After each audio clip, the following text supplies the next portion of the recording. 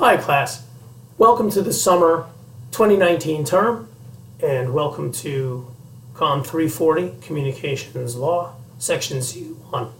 As you probably know because you're enrolled, Z1 indicates that the course is an online section. Actually, it's the only section, but the Z1 means that it's online. I'm going to take you through the syllabus in a narrated version so that you can feel as though we're meeting together. This virtual presentation is as close as we can get personally, so that's what we're going to do. That's how online's done. You can also see and tour yourself versions of the syllabus in this general section where you found this narrated version of the syllabus on our Blackboard site. You can find it in Word and in PDF. All versions of the syllabus, whether it's this one or the other two, are compatible with any reading, viewing, or listening device that you may use with your computer. So let's get underway. I'm going to pop up here into the corner. Can you still see me? I look a little bit like a ghost. Hey, I'm up here. Yeah, don't lose sight. All right, so again, as I said, the stated name of the course, Communications Law, COM340, Section Z1. Here's the course information, and it is basically what you probably already know or should know. It is the summer 2019 term. The course is worth 3 credit hours if you complete the course and pass it. And the prerequisite or prerequisites for the course are COM340, which is media writing. Most of you communications majors in the class have taken that class. Well, you should all have taken it because it's a prereq. If you're a legal studies major, then your prerequisites are, there are 3 of them. You could have taken Legal Studies 110, which is Foundations in Law, Legal Studies 250, which is Business Law, or Legal Studies 260, which is Administrative Law. Course material, well, there's really one primary piece, and that is John D. Zelezny's textbook, Communications Law, Liberties, Restraints, and the Modern Media, in the 6th edition by Wadsworth Cengage Learning. If you don't have the book, please get it as quickly as you can. This week, tomorrow, today if possible by some means. Order it special delivery, overnight delivery, because we will be starting this week, hitting the ground running, as they say. And you will need the book. We will rely on it very heavily. It is the primary source of information for this class. Of course, location, days, and times, well, we're online, so it's pretty much around the clock.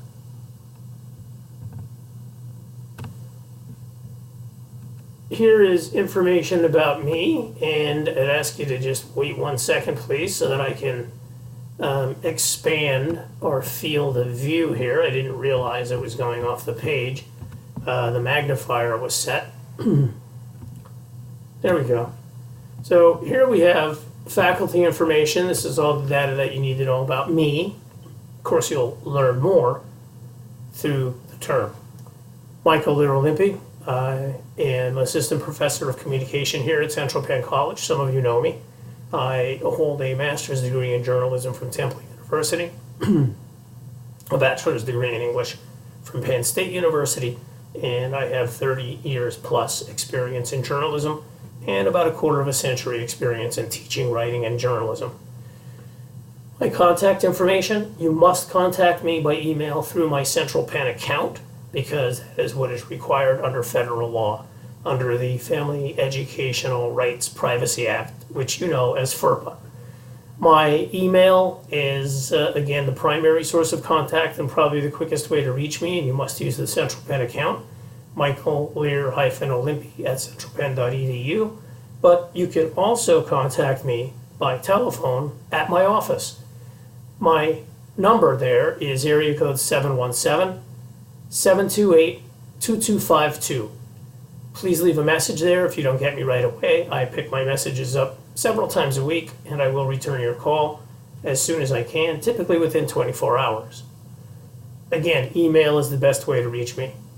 You can email me directly through Outlook. You can email me from our course site, or you can email me or leave me a message rather in the questions forum in the discussion board. Office hours, every day class time, and that is Tuesday, Wednesday, Thursday, and Friday from 2 to 3 p.m. My office is in ATEC 203, and of course you can also have a meeting with me via Blackboard Collaborate. You can see that the virtual office link is below there in the blue hyperactive link, and you can also meet with me by telephone. Okay, course description, so we're focusing in right here. This is an advanced course, as it says, in communication that explores the legal issues, liberties, and restraints on media. There really aren't many restraints. We'll see what restraints there are as we go through the term. Of special concern will be restrictions and freedoms of commercial speech, because advertising, although it does enjoy a wide range of freedoms, does not enjoy the level of freedom as, say, political speech, which is the most highly protected form of speech under the First Amendment. Commercial speech is advertising. Corporate speech and everyone's access to public information will also be covered. This is not a course strictly for journalists or for lawyers or journalists in training or lawyers in training, or for public relations practitioners or public relations practitioners in training. This course is information that applies to everyone. Of course, it's most particularly applicable to you in the course because it is the people in the fields that you will be entering who rely most on this information. Learning outcomes. These are the objectives for the course, and I'd like you to just take a couple of seconds to look them over.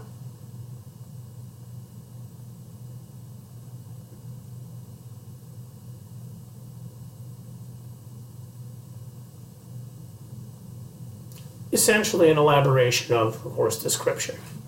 Course expectations, that's this section right here. You can see that it's not that long, but please take a look at that. Give you a couple of seconds to look that over.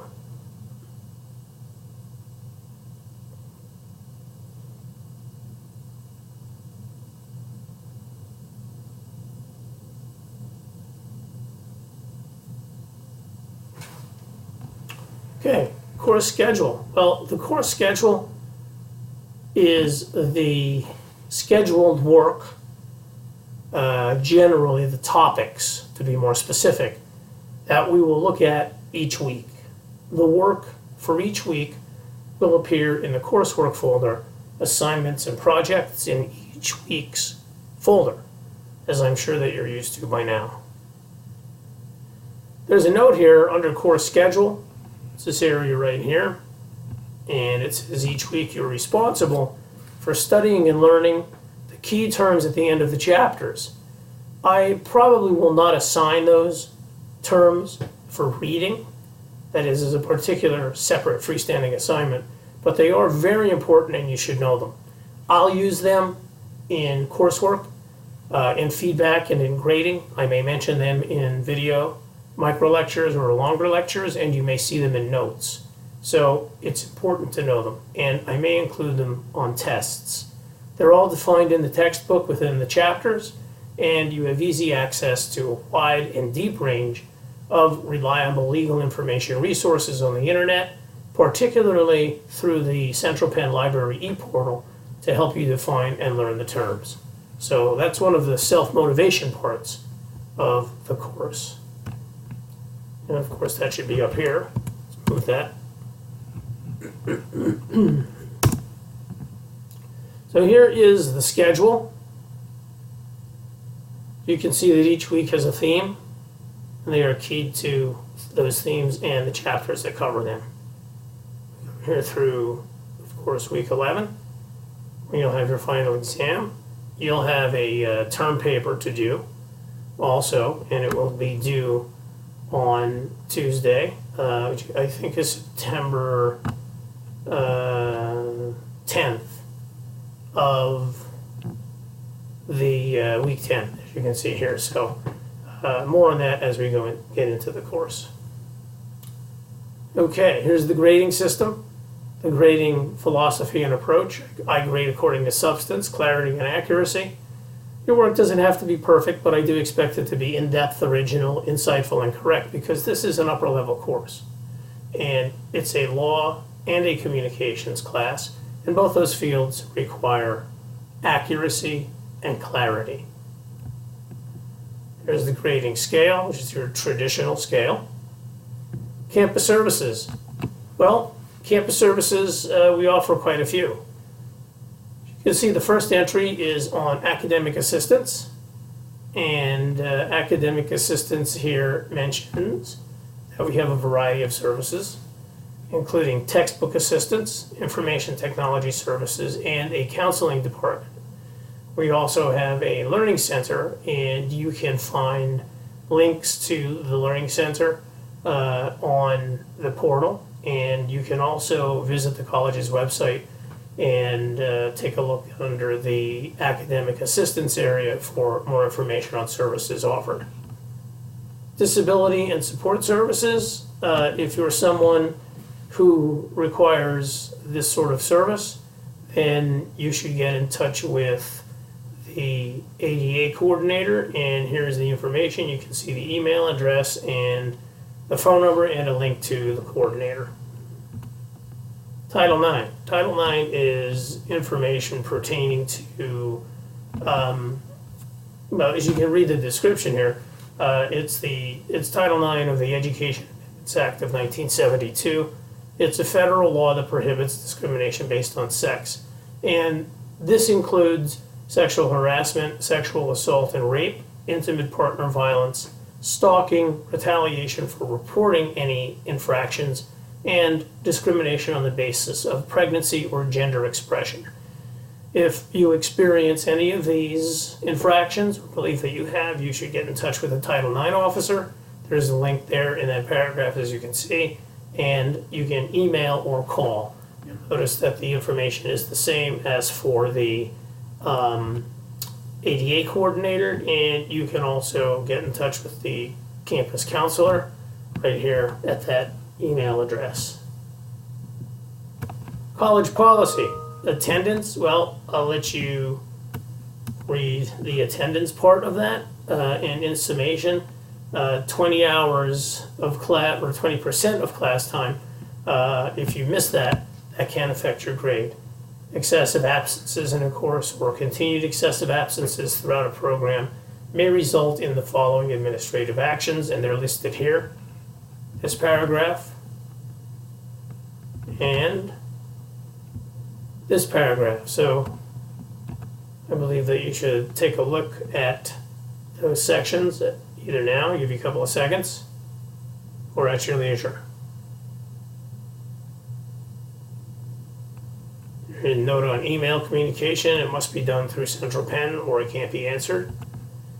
Academic integrity, well, you would think that in a communications law class we wouldn't have academic integrity issues, and I don't expect any, but you can find out about the academic integrity policy here at the college by taking a look at that section in the catalog, and there is a link to that area, as you can see.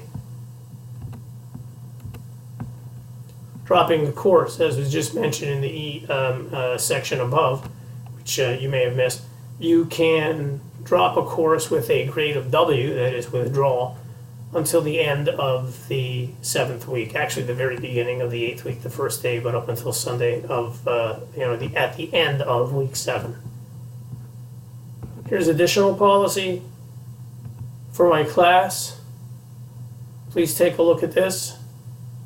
Read it through carefully. I'm very strict with the spelling policy. Any name misspelled is 10 points off the assignment for each misspelling, and any other misspelling is 5 points off for each misspelling. Here too, note, I do not accept late assignments. Some of you from some of my communications courses may know that I have flexed a little bit, and I will in extenuating circumstances, but I typically will not accept late assignments. If it's late, then that grade is a failing grade. But again, I am reasonable, so if there is a problem, you should come and see me. Assignment format and style. Everything that you do in this class will be done in APA style, except for legal citations, and of course, this being a law class, you'll have some of those. If you're a communications major, you're accustomed to Associated Press style, but because this is a class about law, and people in majors other than communications, particularly legal studies, are enrolled, you will have to do the coursework, the written work, in APA style and in the Westlaw legal style for cases. Information about Westlaw is offered throughout this course's Blackboard site. Please make yourself familiar with that, and you can have as much guidance as you need through the eLibrary portal, which will offer you access to a Westlaw cases database, and there will be information in our folders per week to access other sources of information concerning Westlaw style. Class conduct. Well, class conduct boils down to this. We're a cohort of learners, and I expect people to be respectful of one another and to do the work that's required. I don't want any sort of epithets or criticism of anyone in the class, negative criticism and that sort of thing. I haven't had those problems, but I'm just stating that that's my policy. Also, I cannot offer extra credit work to individuals. Any extra credit work given must be given to all people so that everyone in the course has equal opportunity for extra credit. So that's it, and please, again, at your leisure, take a look at the syllabus on your own, and after you do review the syllabus, please remember to go to the discussion board page, to the folder that is there, the forum, and acknowledge having read and understanding and receiving and accepting the terms of the syllabus, and just click into there to acknowledge that. And please do that as soon as you've read the syllabus, preferably in the first week. Okay, that's it. If you have any questions, leave them in that forum in the discussion board area, or directly email or call me. And I'm looking forward to our course. I'll see you on the internet.